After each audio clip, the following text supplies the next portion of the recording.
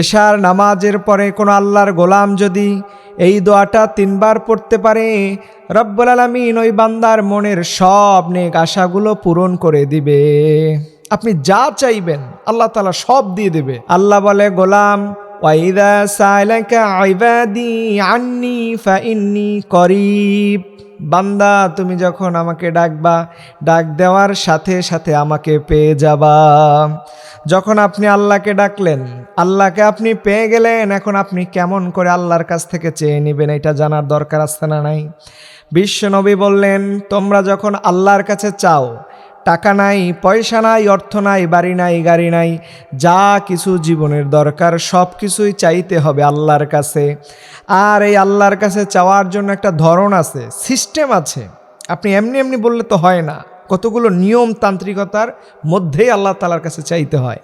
আল্লাহর নবী বললেন, বলবা আল্লাহুম্মা ইন্নী আসআলুকা বিআন্নী আশহাদু আন্নাকা আনতাল্লাহ লা ইলাহা ইল্লা আনতাল আহাদুস সামাদু আল্লাযী লাম ইয়ালিদ ওয়া লাম ইউলাদ ওয়া লাম ইয়াকুল লাহু কুফুয়ান আহাদ। আল্লাহ নবী বললেন, এইভাবে করে দোয়া করবা, আল্লাহুম্মা ইন্নী আসআলুকা বিআন্নী আশহাদু আন্নাকা আনতাল্লাহ লা ইলাহা ইল্লা আনতাল আহাদুস সামাদু আল্লাযী লাম ইয়ালিদ ওয়া লাম ইউলাদ ওয়া লাম ইউলাদ ওয়া লাম ইয়াকুল লাহু কুফুয়ান আহাদ।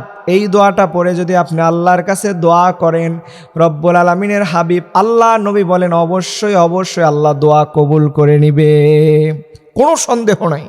এই দোয়াটা করলে আপনার সব দোয়া আল্লাহ তাআলা কবুল করে নিবে, এটা বিশ্বনবী নিজে গ্যারান্টি দিচ্ছেন।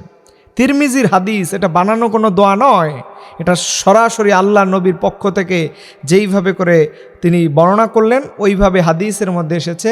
আল্লাহ নবী বলছেন, এই দোয়াটা করে আপনার ব্যবসা খারাপ, ব্যবসা মন্দা, টাকা নাই, পয়সা নাই, চাকরি নাই, যা কিছু নাই, যা কিছু দরকার সব কিছু এই দোয়া পড়ে আল্লাহর কাছে চাইবেন। এটার মধ্যে আল্লাহ তাআলা সব লুকিয়ে রেখেছে, কিন্তু আমরা অনেকে জানি না যে আল্লাহর কাছে কোন দোয়া দিয়ে দোয়া করলে কবুল হয়ে যায়। এর জন্য আসুন আমরা সব সময় চেষ্টা করব আল্লাহর কাছে আল্লাহর সিফাতি নাম ধরে, ইসমে আজম ধরে আল্লাহর কাছে দোয়া করলে আল্লাহ তাআলা কবুল করে নেবে।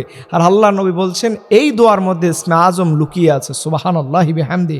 আসুন আমরা প্রতিদিন এই দোয়ার আমল করি। আল্লাহ পাক রব্বুল আলামিন আমাদের জীবনের সকল নেক আশাগুলো পূরণ করে দেন।